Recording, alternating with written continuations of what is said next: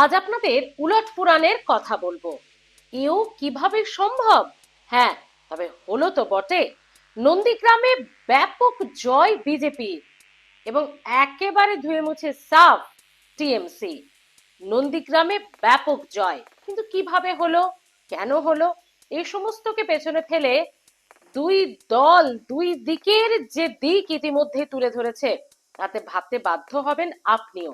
প্রথমে আসি নন্দীগ্রামে বিজেপির কথায়। নন্দীগ্রামে আপনারা জানেন যে নন্দীগ্রাম দেশপ্রাণ সমবায় কৃষি উন্নয়ন সমিতির নির্বাচন হয়েছে। সেই নির্বাচন আদালতের নির্দেশে ডিসেম্বরে হওয়ার কথা ছিল, কিন্তু পুলিশি ব্যবস্থা কম থাকায় সেখানে পরবর্তীতে পিছিয়ে যায় সে নির্বাচনের দিনক্ষণ। নির্বাচন তো হলো, কিন্তু এই রেজাল্ট কিভাবে সম্ভব? 12টি কেন্দ্রে দেখা গেল ব্যাপক জয় গেরুয়া শিবিরের। আর শুধু জয় নয়, একেবারে ধুয়ে মুছে সাফ হয়ে গেল টিএমসি। শুধু টিএমসি নয়, এই সমবায়ে লড়েছিলেন বিজেপি প্রার্থীরা, টিএমসি প্রার্থীরা, সিপিএম প্রার্থীরা।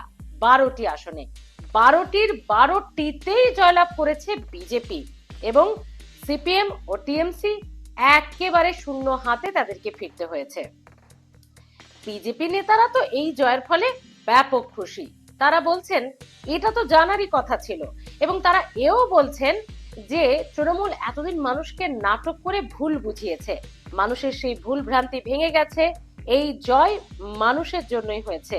টিএমসি প্রতি, মানে তৃণমূল কংগ্রেসের প্রতি তাদের যে আস্থা সরে গেছে, সেটা এই জয় তার প্রমাণ, বলছেন বিজেপি নেতারা। আর টিএমসি, তারা এই বিষয়ে মুখ খুলতে একেবারেই রাজি হয়নি। শুধু তাই নয় বন্ধুরা, 12টিতে 12টি জয়লাভ করেছে বিজেপি, কিন্তু তার সঙ্গে আরো একটি গুরুত্বপূর্ণ দিক বিজেপি কর্মী নেতারা তুলে ধরেছেন। কি? 12টির 5টিতে কোনো বুথ এজেন্টই দিতে পারেনি তৃণমূল। কেন? নেই? তাদের সংগঠনের কর্মীরা কি ভয় পাচ্ছেন, নাকি জায়গাটা যখন নন্দীগ্রাম, সেটা পেরে ওঠেনি তৃণমূল? 12টির 5টিতে বুথ এজেন্টই দিতে পারেনি। শুধু তাই নয়, বহু অংশে বহু কেন্দ্রের ক্ষেত্রে সমবায় নির্বাচনে, এই নির্বাচনে দেখা গেছে ক্যাম্প অফিস, যে ভোটে বুথ ক্যাম্প অফিস হয় না, সেই ক্যাম্প অফিসও নাকি তৃণমূল বেশ কিছু জায়গায় দিতে পারেনি।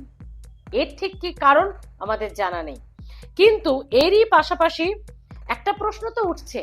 নন্দীগ্রামের বিধায়ক অবশ্যই বিরোধী দলনেতা শুভেন্দু অধিকারী, কিন্তু কেউ কেউ তো সেটা বলেন যে সেটা নাকি অন্যভাবে জয়ী হয়েছেন তিনি। সেটা কারো কারো অভিযোগ, সেটা এখনো বিচারাধীন, এই সমস্ত নানান ইস্যু তো আছে। কিন্তু টিএমসির এই হাল কেন নন্দীগ্রামে? তাহলে কি 2026-এর আগে এটা একটা বড় দিক নির্দেশ করছে? আর সেটা যদি করে, সেটা কি? তাহলে কি টিএমসি সত্যিই ধুয়ে মুছে সাফ হয়ে যেতে চলেছে, নাকি নন্দীগ্রাম নিয়ে এত ভাবার কোনো প্রয়োজনই নেই? 295টি আসনের মধ্যে একটি আসন হচ্ছে নন্দীগ্রাম বিধানসভা। তারই দেশপ্রাণ সমবায় কৃষি উন্নয়ন সমিতির এই নির্বাচন একেবারে সিন্ধুতে বিন্দুর মতো। আপনারা কিভাবে দেখছেন?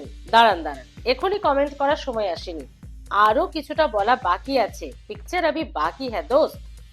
নন্দীগ্রামের যখন এই হাল, মানে কৃষি উন্নয়ন সমিতির, সমবায় সমিতির যখন এই হাল, 12টিতেই যখন বিজেপি জয়লাভ করেছে, এবং তারা বলছে যে কার্যত এই জয় মানুষ তাদেরকেই, তাদের পাশে থেকেই বুঝিয়েছে, তাহলে কাঁথি তো নন্দীগ্রামের আন্ডারে।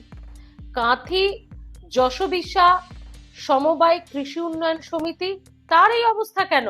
তাহলে নন্দীগ্রামের বিধায়ক তো বিরোধী দলনেতা আমরা জানি, কিন্তু কাঁথি তো শুভেন্দু অধিকারী, অধিকারী পরিবারের গড়, যেটা গোটা রাজ্যবাসী জানে। তাহলে কাঁথির যশোবিশা সমবায় কৃষি উন্নয়ন সমিতির এই হাল কেন? একই সঙ্গে নির্বাচন, এবং সেই নির্বাচনে একেবারে 180 ডিগ্রি ঘুরে যাওয়া রেজাল্ট। নটিতেই সমবায় সমিতিতে জয়লাভ করেছে তৃণমূল কংগ্রেস। কেউ দাঁত ফোটাতে পারেনি, না সিপিএম না বিজেপি।